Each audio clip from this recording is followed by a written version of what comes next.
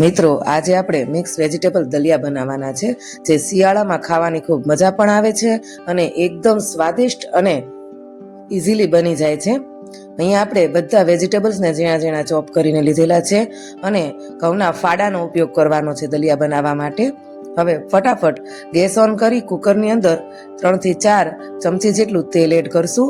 તેલ ગરમ થઈ જાય એટલે અડધી ચમચી રાઈ, અડધી ચમચી જીરું, અડધી ચમચી હિંગ, 4 થી 5 લીમડાના પત્તા એડ કરશું. બધું બરાબર સતરાઈ જાય ત્યાર પછી 3 મરચી એડ કરવાની છે. એક મોટું ઝીણું સમારેલું ટમેટું એડ કરશું. 2 મિનિટ સુધી તેને સાતળી લઈશું.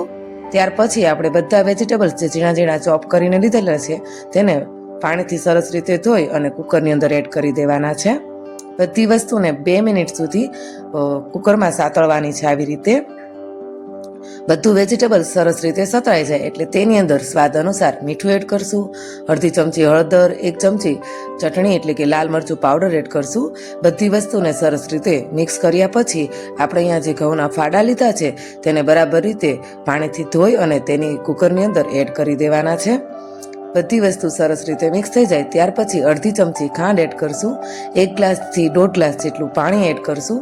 કુકર બંધ કરી 3 વિસલ થવા દઈશું. 3 વિસલ થઈ જાય એટલે બધી વસ્તુને સરસ રીતે ચમચાની મદદથી મિક્સ કરી લઈ તેની અંદર 1 લીંબુનો રસ એડ કરશું. ઝીણા ચોપ કરેલા ધાણા એડ કરશું.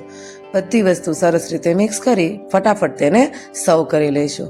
તો તૈયાર છે હેલ્ધી, ટેસ્ટી અને ઇઝીલી બની જાય તેવા મિક્સ વેજીટેબલ દલિયા.